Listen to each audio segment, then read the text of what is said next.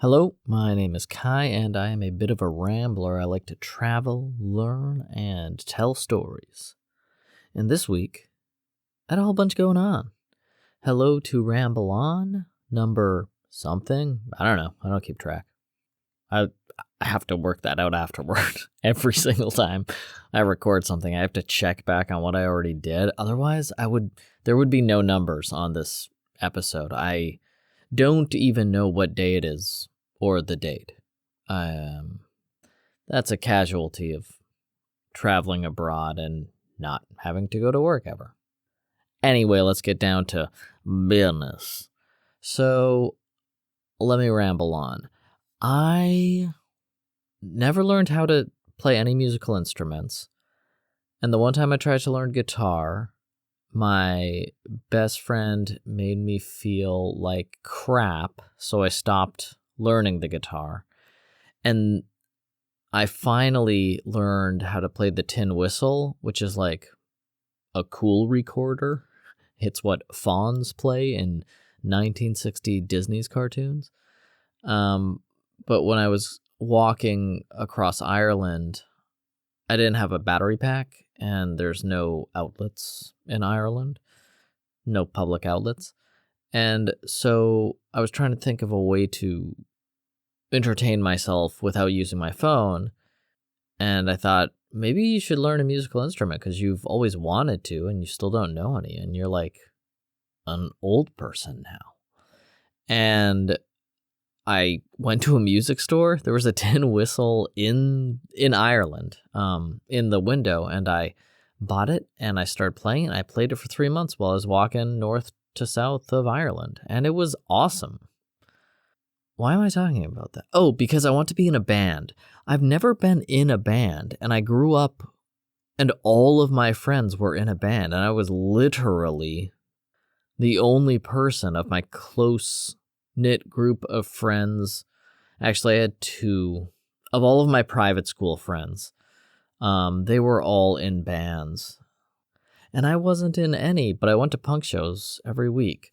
So I'd like to be in a band, but you know what? I don't think I want to play an instrument. I think I want to sing. I think I want to scream incoherently, as is punk rock tradition, and just express myself by yelling into a microphone, which you may notice I'm kind of into.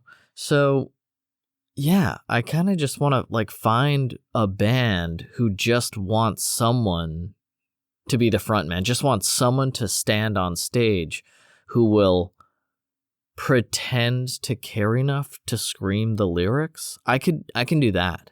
I can't care about the lyrics because I know the world isn't real.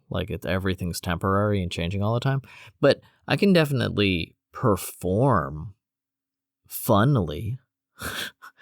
So yeah, I've been thinking I just want to sing. I want to sing in a band, even though I know nothing about singing. I've never sang ever, except for fun by myself, and it doesn't sound good. But I think it would be fun to do that, and I know there are people who just want to get on stage and scream out some tunes, and they usually do that when they're 17. So I got the desire a couple decades later, but I'd still like to do it. And there's a guy here who plays the guitar, and it seems like he's jammed with people. It seems like he understands that world. So I kind of want to ask him, hey, how do I just become a singer of a band with zero experience and even less talent? But he's kind of weird. I don't know. Everybody's weird to me, though, which, indicates I am the weird one. It also doesn't seem like he really has time to talk about that, but I should just ask, because every time I build up my nuts, as they say in the streets. I'm just kidding. I don't know. They should say that. That's probably what they mean. And ask someone a question about something I don't know, I learn a little bit. And it doesn't matter if I ask the wrong question or if I don't know exactly what I want to ask, because whatever I ask is getting me closer to the answer I want. So I'm going to ask him how I can become a singer if I have zero experience and less talent. Okay, also, I want to talk about Panama because it's so green here. It's crazy. And it's green because it rains, or at least I'm in the rainy season. So I got rained on today. I love monsoon season in Southeast Asia, and I had no idea it was raining here.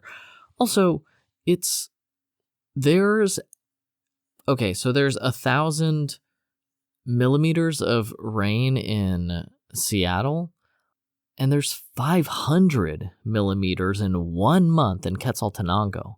And the whole week I was in Quetzaltenango, it didn't rain once. I mean, not really. It rained for a bit. But like, I didn't reach crazy monsoon levels of rain like I'm used to. And then I get to Panama, and it has rained almost every day for hours. And I've walked in it. I've got soaked like 3 times. Today, I got completely soaked, and I was only out for 5 minutes. Literally, I was done with my shopping, my food for today, and I was walking back from the main street, and that's like a 5-minute walk to my door, and that's when it started really raining, and I was absolutely soaked. So like, the rainy season is for real starting up now in Central South America, and I am happy to participate, my friends. Man, I love rain. I love the rainy season. It really supercharges me. Like, there's something about rain on my skin. It really like activates my caring for life, my eagerness to live, my visceral appreciation of the world around me.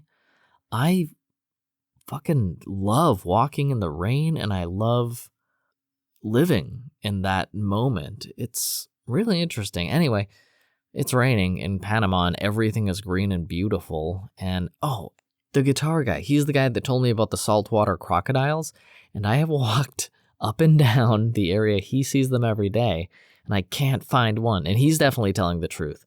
I can just tell when people are telling the truth or lying. Not every time, but a lot.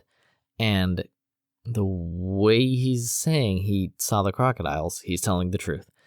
And I'm just being unlucky. I've gone out at different times every day, before high tide, after high tide, at low tide, before and after low tide, and I haven't seen one. And I think that maybe I have seen one, and I'm just not recognizing them because my eye is just sliding over a similarly colored shale gray armored reptile. But man, I know they are there. And he saw one near the mapaches, the Panamanian raccoons, the crab-eating raccoons. And I saw a ton of those. I see them all over. So I just have to keep going and keep looking for the crocodiles. I'm going to keep hunting. Man, I walked for like 4 hours the other day. Oh, speaking of which, this girl wants to go on a date where she just walks in that area. And I was like, yeah, we should totally meet up and go on a date. And then it rained for 45 minutes today, and she was like, nah, it's raining, never mind. And I was like, yo, if you don't like rain, we're probably not going to work out anyway, honey. I wrote down that I should talk about the Desi Observatory, which I remember is making a 3D map of the universe, and I don't remember why I wanted to talk about it. Maybe that was it. Maybe it was like, that's cool that they're making a 3D map of the universe. Maybe that was it. Oh, you know what was really interesting this week? I talked to the clerk at a convenience store, the closest convenience store next to my hotel, except for AM/PM, which is like a corporate chain convenience store, which I'm not as fond of, but they do have cheap booze and good plantain chips. Anyway, I talked to the convenience store trip. He works at Master Fruit, which is also the coolest name out of all the billions of convenience stores in Panama City. I do like that it's called Master Fruit. But I talked to that dude, and he speaks Hakka, which is a Southern China dialect because his parents are from Southern China. He's second generation Panamanian, like he's a Panamanian citizen. He's ethnically Chinese, but he's a full Panamanian citizen. And he speaks English, Cantonese, Hakka, and Panamanian Spanish. So it was really cool talking to him because at this point, I'm just like another dumb American speaking English and terrible, terrible Spanish. But man, he told me about the corruption in Panama, and that's why it's kind of empty in the cities, he says. I'm just going to tell you all of this about Panama from his perspective. I don't know if any of it's true, but it was a very interesting conversation. Convenience store clerk says Panamanian is drowning in corruption, basically. And that's why there are fewer tourists than there used to be. That's why the streets are kind of empty. That's why the economy is not great. Like, all of the problems, according to him, are due to corruption. And we talked a little bit in Mandarin, but his Mandarin is terrible, and my Cantonese is way worse than his Mandarin. But his English is, like, fluent, so we mostly spoke that after I failed in my Mandarin.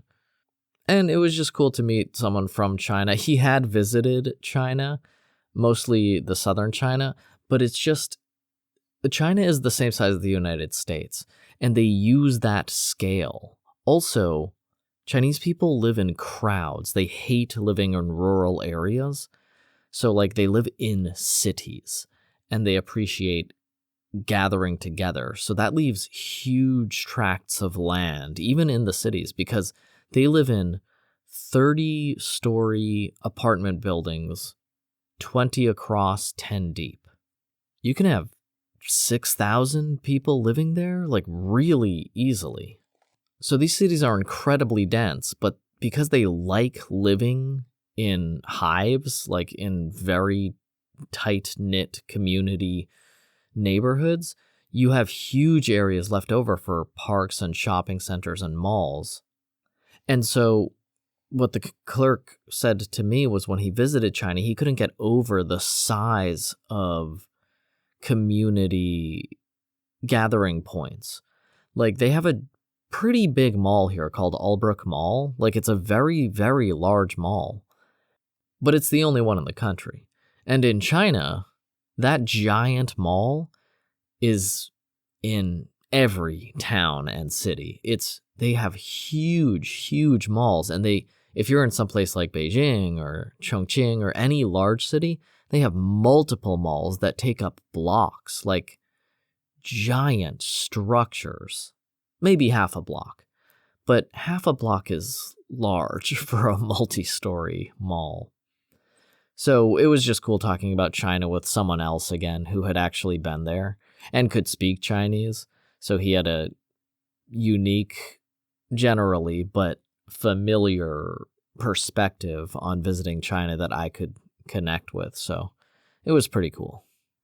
All right, now there's a very Panamanian thing that I heard about a lot before I came here. I saw on all the menus. Every single blog post talks about it in a really irritating, cultural blanching way. Patacones. And no one explains really what they are, which is also really irritating. And they're like, they're French fries alternatives, which they are, and they're better than French fries, I agree. Okay, patacones are sliced plantains, fried or double fried. That's it. The nice thing is, they turn into, like I just said is really irritating to describe them as, French fries. You have like French fry plantain chips when you make them actually fresh, which some people do, and you can buy the corporate ones that are more like potato chips. But there's a great place that I finally had, like the local patacones at, and they're more like a few millimeters thick. So it's more like a chip of a French fry that has been double fried. So they're crunchy on the outside. They got like a carby, starchy, soft inside like a French fry. But they don't taste as empty to me as French fries. Like, I feel like French fries, potatoes in general, need to take on a flavor. But plantains have a flavor themselves. And if they're green, then they have a not sour, but a more bitter flavor. And if they're yellow, then they have a sweeter flavor. But whatever it is, there's a flavor inside the plantain itself that makes eating this Panamanian French fry, the patacone, a lot more satisfying to me than it is to eat French fries. Like, French fries are fine, but it's so much trouble to make them perfect that I eat a lot of French fries still. I like them a lot, but I have to eat like 20 of them, and 1 in 20 are actually the texture and cooked correctly and the flavor I like of French fries. I mostly have to make them myself if I want good French fries, and even then I screw them up half the time. But with these patacones, even if they're not great, they still have the savory, deeper flavor of a plantain behind the snack. So it's more enjoyable in general, no matter what kind I get or how well they're cooked. I've been cooking a lot of food, as people do when they cook. I've been cooking a lot lately, and I use the Chinese hot pot base that I love. And twice now, I've got patacones and then dipped the patacones in the leftover hot pot base oil. And oh my gosh, it's so good. It's such a good snack. It's French fries and ketchup, fine. Ketchup is kind of bullshit, sugar byproduct, too sweet. But dude, patacones, fried or double fried plantains, dipped in spicy mala 16 spiced hot pot base oil? Holy cow. I don't know if there's a better snack. I love hot pot base, so especially mala hot pot base. So maybe I'm biased. I mean, I'm definitely biased. But boy, is that a good snack. And the patacones by themselves are already good. But when I have the oil left over from cooking shrimp or beef or noodles or whatever, it's transcendent. That's such a great snack. But I'm really glad that I finally got patacones that were local instead of just buying them in a sealed, airtight bag from a company, because those were usually like crispier. The oil wasn't, I don't know, it felt stale or something. It just wasn't very enjoyable. But I found this one local place that makes local patacones, and they're good. There's this one dude, actually, who sells them on the sidewalk who I really want to eat his patacones, but every morning, I walk by the same place often when I walk down to the ocean to hunt for the crocs, and I saw this dude once, and he was frying patacones, but I had just eaten like 3 dinners because Panamanian food is so good. And I was like, oh man, okay, I will get his patacones next time I see him. And I haven't seen him again. And I've walked there maybe 6 times, 7 times, something like that. And I have seen him once. But I think the one time I saw him, it was early in the day. And I am just sleeping at such odd hours. I just wake up whenever I'm awake. Like, I sleep whenever I'm tired, and then I wake whenever I'm awake. And those hours are, like right now, it's like 2 in the morning. They have no bearing on the timeline of the city around me or most people waking up and going to sleep. So he's probably there in the morning, and I haven't come by in the morning again, but I want to try his because his also look local and cool. So if you get to Panama, eat some patacones. You'll like them, especially in a restaurant or something where they make them for real from the fried plantains. Okay, I want to talk about Kailong, which is my Chinese name. I was talking to someone with a business card or someone who had been to China. I can't really remember. But we started talking about the names that Chinese people give themselves. And I was like, it's funny, actually, when I was working in an English school with all of these other owners, they insisted that all of the Americans adopt a Chinese name, just the same way that every Chinese person adopts an American name. They thought it would be good for the branding, and it would connect us to the parents and all this blah blah. And I was like, okay, sure. Like, I like my name, Kai. Easy, literally everyone in every country can say it. It's a great name if you're an indefinite traveler. So that kind of worked out. So I didn't initially want to make a Chinese name, but when I decided to do it, I was like, yeah, this is a good challenge.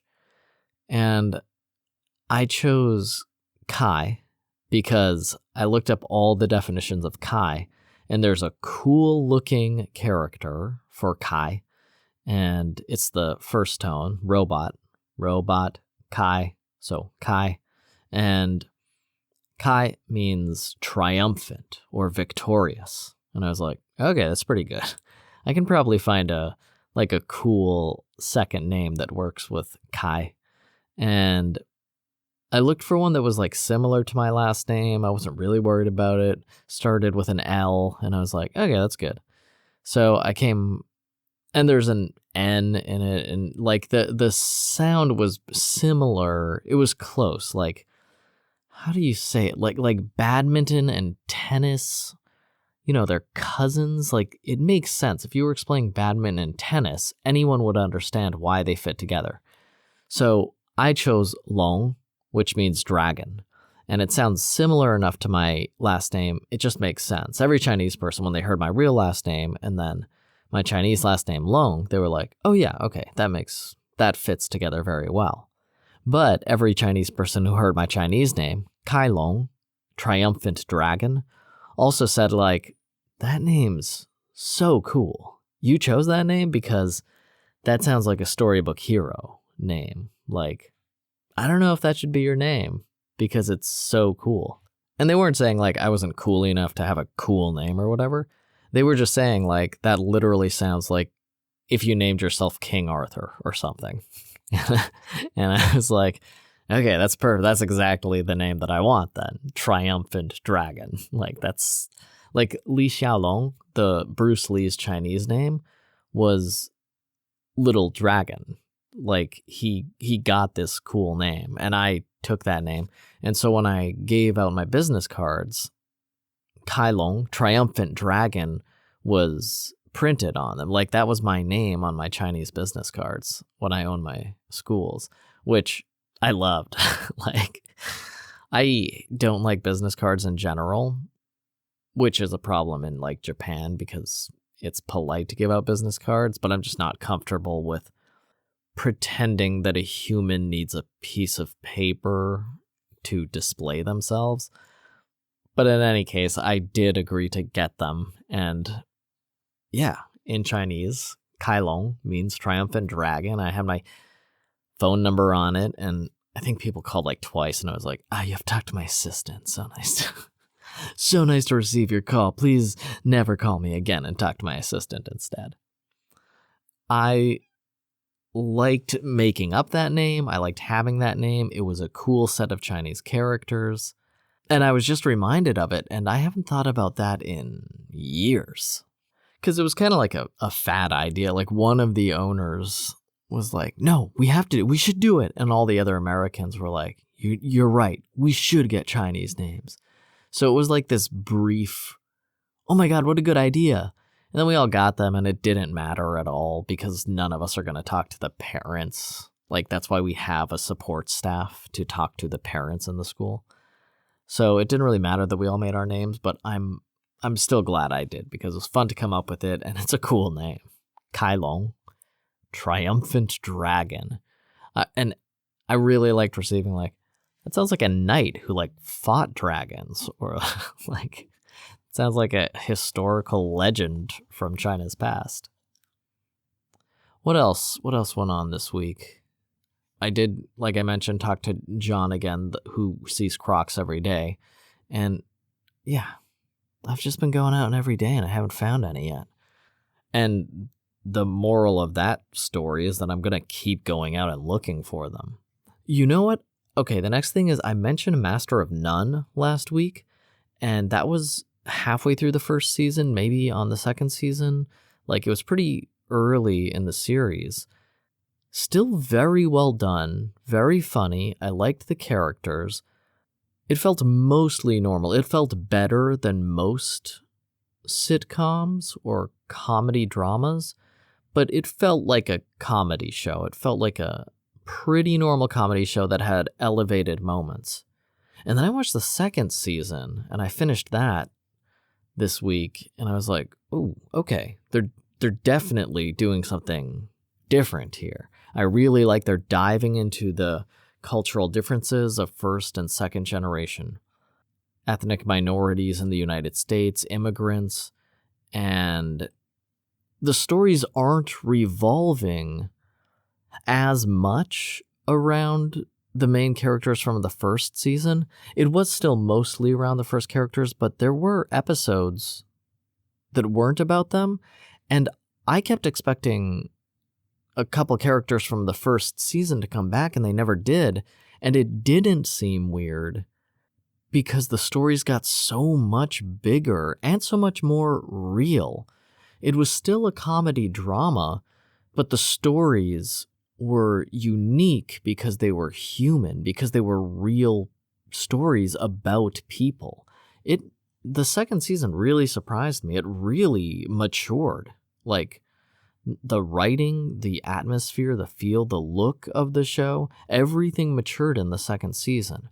And then the third season hit, and it knocked me on my tuchus. With the third season, Master of None is maybe the best show I've seen this year. Maybe in a few years. The third season is extremely powerful and has nothing to do, really, with the first or second season, other than these characters also exist in that world. But that's a good thing. Like, you're completely removed from the setup of the first and second season, from the atmosphere, from the show. You're taken out of the show, and you're put into the world of two characters, primarily, who were co-stars, I'll say. Like, they were parts of the show, but they weren't lead roles. And the third season is just, it took these two characters, and it's like, now you're the lead. And I don't know if that's because of Aziz Ansari's, like, he had the scandal that showed up that was really, as far as I understand, it was one woman saying she felt uncomfortable during a date. He didn't do anything, and nothing, like, weird happened, but someone felt uncomfortable once. And that might have been bad, might have not. Nothing, yeah. There's nothing definitive on that scandal as far as I know. And I don't know if that's why he took himself out of the show. But for whatever reason, Aziz is no longer the main character of the show in the third season. The third season, I mean, it would be difficult to say that's not the best season of the show. Even though the first two seasons are very good for very different reasons, the third season feels like my friends' lives are falling apart. Like, it's such a powerful story. It's such a powerful season of television. Extremely impressive. And it's interesting because I recommended the show to my mom, and she bought the DVD, but she bought the first season. So she's going to see this totally different show than the intense evolution of dramatic maturity that I went through while I was watching these 3 seasons.